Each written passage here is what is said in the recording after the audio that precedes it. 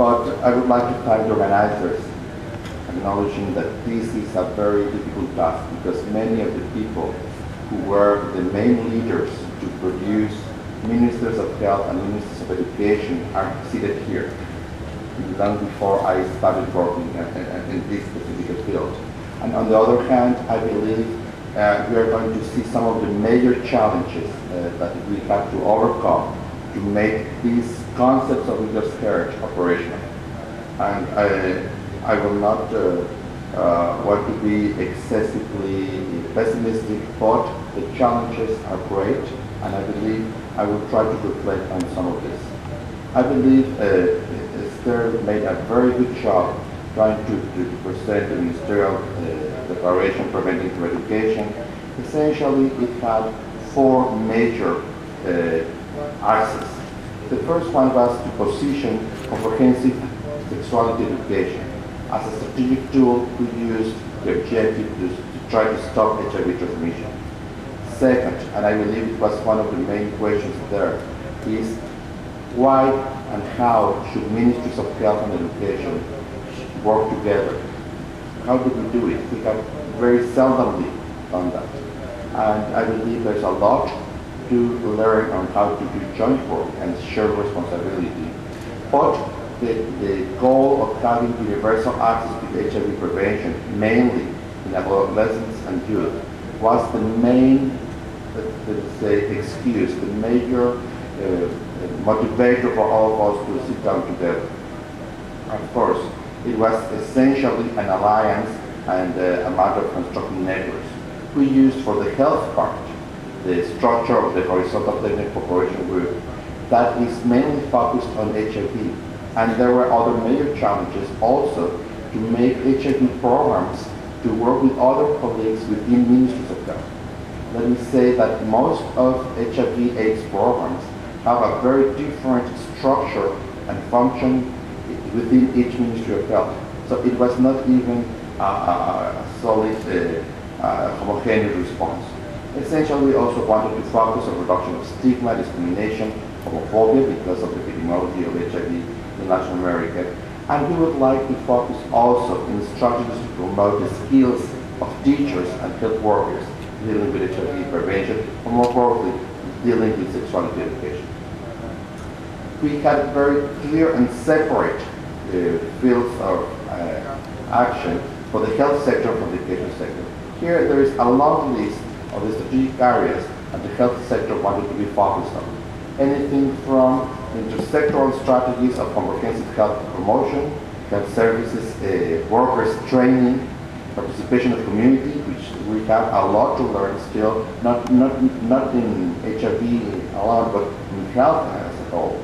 To promote friendly services aiming at youth, trying to work with media and civil society, how to work with legislation to make changes, how to make mechanisms to report discrimination in health services, and mobilization of resources or reallocation of existing resources to evaluate the strategies of sexual health promotion and prevention. And finally, we had a task that sometimes I believe we failed to disseminate the declaration to make it work in every country. On the education sector, we had some similar strategies. Again, it's from training, evaluation of the curricula, and updating the contents and methods used in the text that the ministries of education were using in the different levels. And the other parts was essentially to continue to work with media, civil society, legislature, and report discrimination, allocation of resources. I believe this seemed very symmetrical at the time in 2008. It was a real challenge to communicate with the ministries of education in each country. The goals. There are two goals. By 2015, in the ministries of education, the goal was very ambitious, to reduce by 75% the number of schools under the jurisdiction of the Ministry of Education that have failed to institutionalize comprehensive sex education. That's a very daunting task, but it was very aspirational, I would say. And in the health sector, to reduce by 50% the number of adolescents and young people who are not covered by health services that address their sexual and reproductive health needs appropriately. I believe this is very important to frame that we're still 2 years before that the deadline for these two goals, and there is uneven progress throughout the region. Let me share with you one of the first midterm evaluations that we had in 2010. And we have here in the columns, apologies for the format here, and it's Spanish, I'm sorry. In blue, we have the countries who have taken action and which actually have done what was stated as a goal. The first goal, for instance, is to establish an intersectoral working group, which was a very basic goal. But at that time, 3 countries of the 17 surveyed had not been able to establish a joint working group between the ministries of health and ministries of education. Something similar to develop strategies for comprehensive sex education and for strategies to promote sexual and reproductive health. All countries, and I believe it was related to the horizontal technical group, were linked to the prevention of HIV strategies, and they were linked to the declaration. And so there was an uneven distribution. I will have to move on because of the time. I just want to share at the same time, 2010, 13 of the 17 countries surveyed have made or promoted or taken advantage of the momentum of the declaration to make changes in national laws, norms, local norms, or bylaws. I believe most of these were created, newly created. Some of them were modified, and in total in these 13 countries there were 32 changes that were. At that time, there were many trainings and courses. I believe that's the best thing we know how to do. But most of these trainings were in the Ministry of Health, very few in the Ministry of Education, but many academic institutions, universities, research centers were also involved in providing these courses, civil society. And 2/3 of the countries started working with media. Some of the main actions in the early years were mainly led by joint work with multilateral organizations, PACO particularly, UNESCO, and some others, trying to develop some regional consultations. For instance, trying to develop policies on stopping bullying in schools. UNESCO guidelines were launched for the first time. There were some services aimed at youth, and it was essentially that it was crucial that the ministerial declaration was adopted as a working document in the UN. There were several activities throughout the region. Mercosur, for instance, which is mainly from 5 countries in the southern part of the hemisphere, were involved in a multi-country process trying to provide, to bring together the ministries of health and education. It was financed by GIZ, and I believe it was a very successful experience. Some other countries, essentially Guatemala, Cuba, Uruguay, Brazil, were main leaders in working together, education and health. But there were many political changes. Some of these political changes made that some of the previous work was not institutionalized. Essentially, I'm speaking about Uruguay. Colombia is not right here. Apologies to Colombian colleagues who were very solid in their efforts. And I believe what was very clear, when there were national changes, whether presidential administration or responsibles of the programs, these were not sustained over time. And I believe it was an important topic for groups dealing with youth to be demanding services and using the declaration of education, right to education as a target. I will go fast here, but just a few examples from Mexico. I have to say it was very difficult to work together with the Ministry of Education. Very, very difficult. We are colleagues, we go to the same meeting, but somehow it's not that easy to find the synergy. We need to have really big support from the top. And perhaps now that the former Minister of Health is now the Minister of Education, we started to see movement, but we have federal elections and there will be a change in government. Here we have a list of things that we have done in Mexico for the Ministry of Health. And I have said this long story because we have been able to do things which are within our control, which is the Ministry of Health as health authority that we are. But at some point we had to make a decision to start moving ahead without waiting for the Ministry of Education to start moving. And it was perhaps not the best of all choices, but at least it allowed us to have some momentum to try to pull the Ministry of Education. And we have been able to filter this to the state level. So there are several states, we have 32 states in Mexico, and we have been able to have a mirror image of the regional declaration at the state level. And I believe that's the way which is much more successful. And I would say we have been spending about $1 million to finance, annually, to finance civil society organizations to conduct some of the activities which were listed as part of the health goals.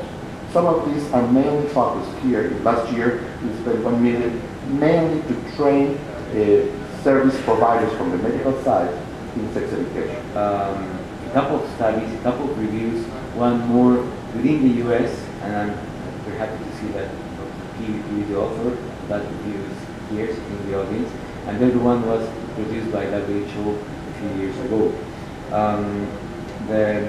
Clearly, though, just one of my conclusions would be that we need more operations research to look at the implementation, to how to move from evidence and models, prescriptions to reality, and how specific contexts and specific needs can be taken into account.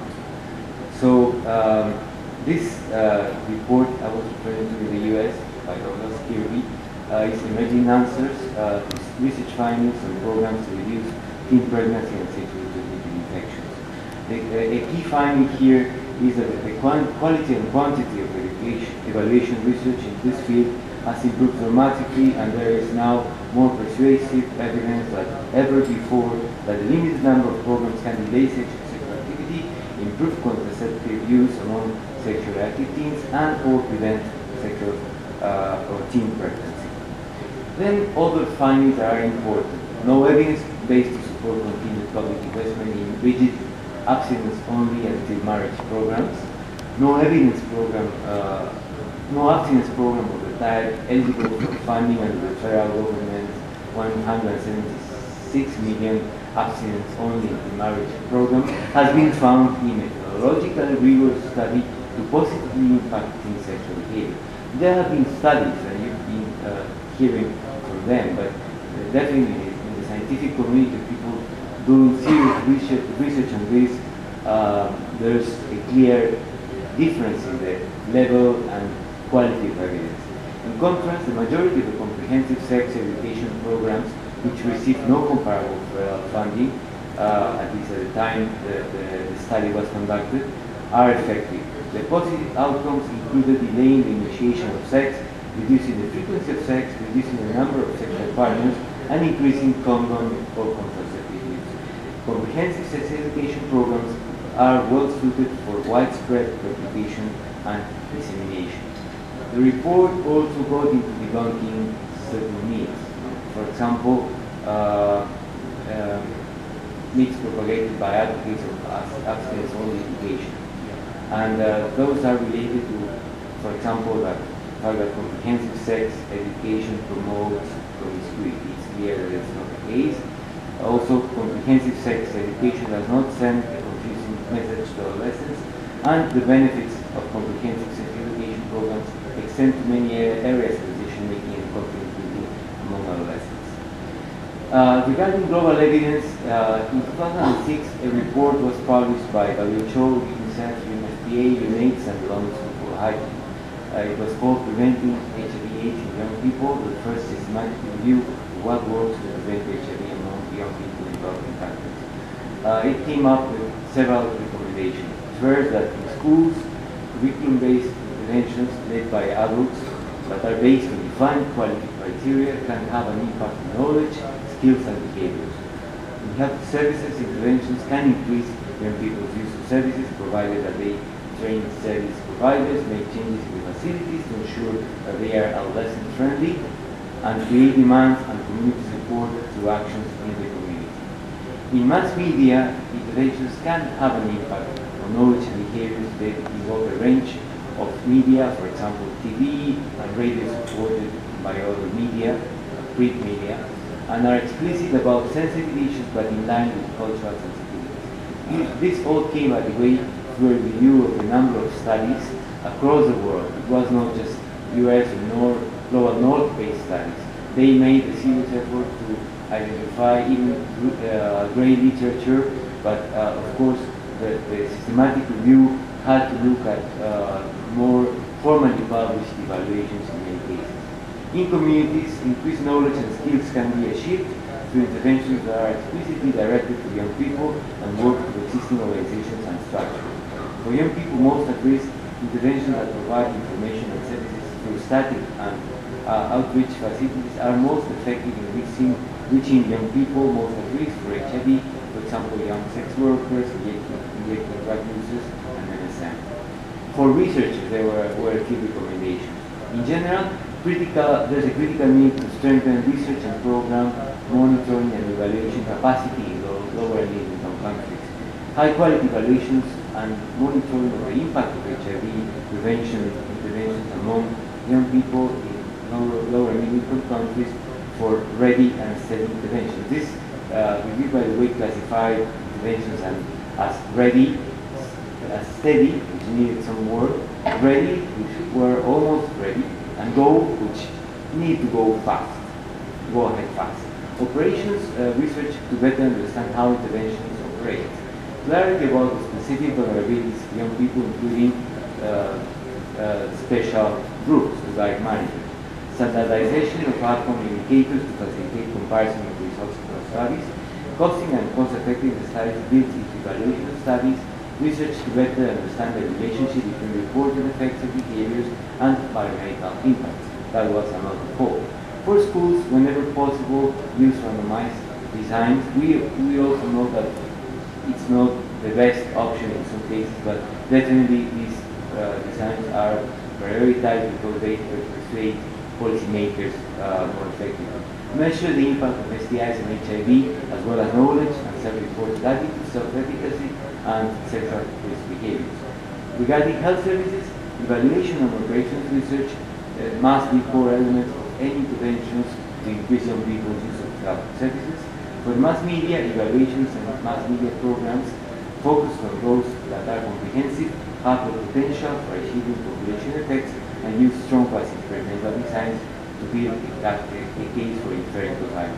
I'm almost done. With communities, evaluation and operations research must be core elements of programs targeting youth and community at large, and we must pay particular attention to identifying conditions for effectiveness among various populations, young men, young women, and locations, rural, urban areas. And finally, youth most at risk. For youth most at risk, research is needed to identify special needs of these youths in contrast to those of adults in order to improve indicators we use for monitoring and evaluation. This is my last slide. We need more studies, for example, focusing on context and generalizability. What are differences across and within countries, and in terms of larger, smaller cities, and also ethnic minorities, rural contexts. Especially vulnerable populations need studies that focus on schools and sexual and gender diversity contexts. What happens to youth-specific needs in those cases? The issue of gender and masculinity that need to be revisited. It was a focus of attention a few years ago. We need to get back to that, particularly to masculinity and homophobic bullying, which has gained some attention recently, determinants and prevention. Religion, religiosity and self-sexualization, positive aspects of sexual health, in fact, for sexualization, indicators there's an effort by WHO to leave an hour of this, and finally, structural intervention, settings, strategies, and time frame. And there to look at actors, coalitions, and policy environment